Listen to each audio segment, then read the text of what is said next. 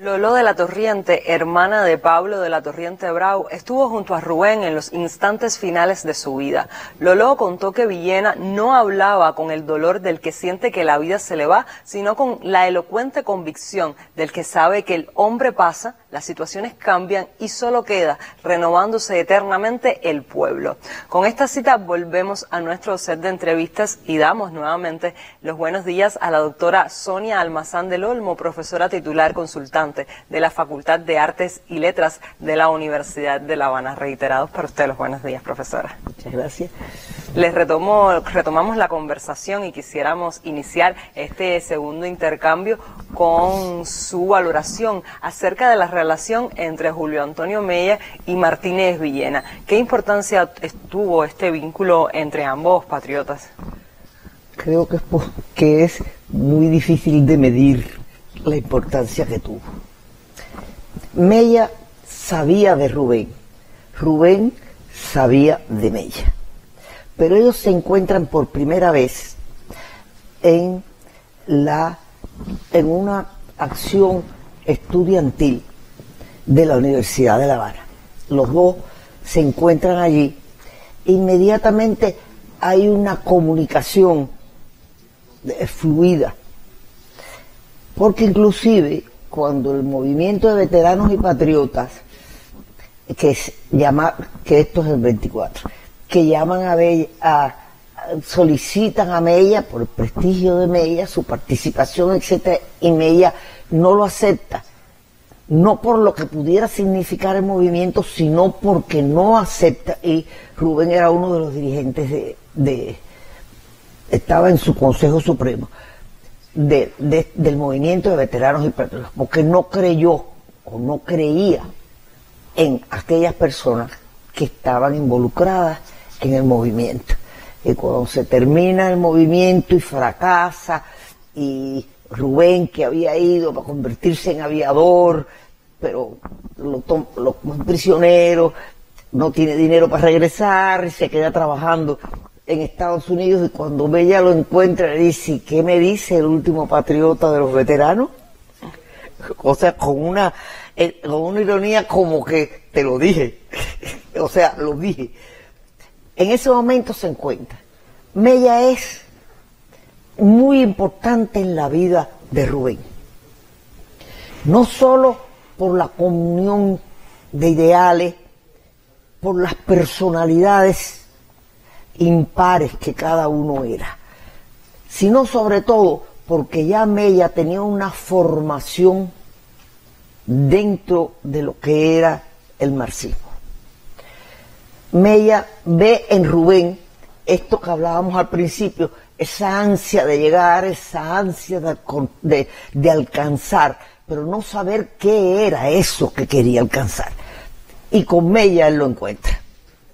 Mella le da a leer a él El Estado y la Revolución, y también las intervenciones de Lenin en la al principio de la Tercera Internacional. Eso marcó a Rubén de una manera profunda, porque además lo puso en contacto con los emigrados latinoamericanos que estaban en La Habana, y se reunían en un lugar que le llamaban la Cueva Roja. Ahí en la Cueva Roja Rubén tuvo la posibilidad de discutir, y de poder conocer que muchos de los problemas que había en el país no era un mal gobierno que existiera en Cuba, eran razones mucho más profundas que llevaban otras acciones. Ahí en la Cueva Roja él trabaja en Venezuela Libre, una publicación, y en América Libre, y también encuentra en Lenin por primera vez ese pensamiento de los pueblos subdesarrollados, en desarrollo, como se quiera llamar. Y encuentra que el mal no era nacional, era por lo menos en ese momento, para su visión continental. Y el pensamiento martiano, que se fue afianzando también porque Mella era un martiano neto, también van al Martí anticolonialista, antiimperialista, latinoamericanista, un hombre con un pensamiento no independentista, sino de liberación nacional. Y eso es lo que asumen junto al pensamiento, sobre todo leninista, porque el pensamiento revolucionario llegaba de la izquierda, sobre todo de la izquierda francesa. En muchos de sus textos no se dice Lenin, se dice Lenine, que es como lo expresaban en francés. Él estudia profundamente los textos leninistas y también se acerca a Marx. Por eso te digo que Mella fue quien llevó a Rubén a encontrar qué era lo que estaba buscando. Profesora, a propósito de esto, ¿cuánta madurez política había en Villena, que apostó por la revolución social siendo tan joven? Bueno, cuando apostó por el adesentamiento de los gobiernos, cuando apostó porque comprendieran la necesidad de los hombres y de la miseria en que vivía el asalariado en Cuba, realmente, ¿cuál era el camino? Muchas veces yo he leído que el tránsito de Rubén fue muy rápido, muy breve. No, el tránsito de Rubén, precisamente a asumir la necesidad de la revolución social, no está. Cuando él llega al Partido Comunista en 1927, el partido se funda en el 25, él llega al partido como ya él llegaba siendo un líder del movimiento obrero, ya él llegaba ahí siendo una voz importante dentro de la intelectualidad cubana. Y por lo tanto, yo creo que ese proceso de maduración no fue un cambio de hoy para mañana, sino que sencillamente estaba muy bien sedimentado. Todos los fracasos que sufrió, tratando de buscar ese anhelo, lo encontró precisamente en la revolución social. Martínez Villena es símbolo de lealtad y patriotismo. Por tanto, ¿qué cualidades de Rubén debemos promover en los jóvenes cubanos de 2025? ¿Qué crees al respecto? Bueno, yo creo que acercarse al pensamiento revolucionario cubano, no dogmáticamente, no con receta. Yo creo que los jóvenes tienen que ir y beber de la fuente. Yo creo firmemente en eso, porque hace muchos años que soy maestra. Y fui joven. Los jóvenes tienen que ir a la fuente.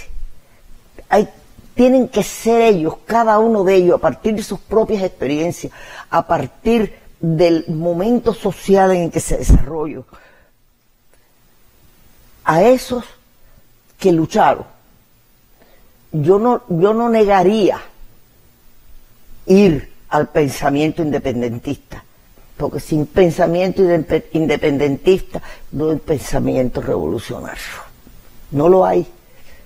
Si uno no baja a los pensadores del siglo XIX, a los que, no solo los que fueron a la manigua, sino los que apoyaron desde otras zonas el independentismo, no vamos a entender nunca ni siquiera qué somos, ni por qué somos como somos. Yo creo realmente que los jóvenes de hoy, que son como todos los jóvenes ansiosos de conocer, también un poco esa cosa de Viena, de ansiar a dónde voy, qué es lo que quiero, ¿Dónde quiero llegar? Yo quiero que hay que lograr que accedan a esa fuente. Y yo creo que, por ejemplo, los jóvenes nuestros que les gusta la literatura, la poesía, la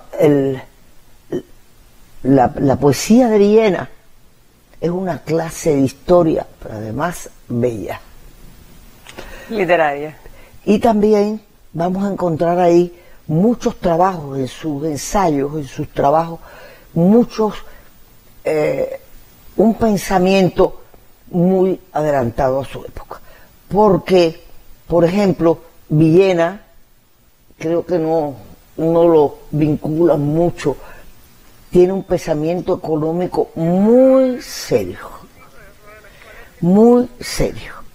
Él es el que hace, Mella le pide a él el documento que va a presentar en el Congreso Internacional Antiimperialista de Bruselas. Lo presenta Mella. Mucha gente dice que el trabajo es de Mella. No, el trabajo es de Villena. Y ahí están todas las causas del subdesarrollo. Ahí está el neocolonialismo, la impronta del neocolonialismo y el peligro de las pérdidas de las identidades latinoamericanas. Profesora, muchísimas gracias por acompañarnos esta mañana para resaltar el pensamiento y la obra de Rubén Martínez Villena. Usted, que es una gran conocedora no solo de Rubén Martínez Villena, sino de la obra literaria de esta época y de sus creadores también. Bueno, gracias también a ustedes por invitarme.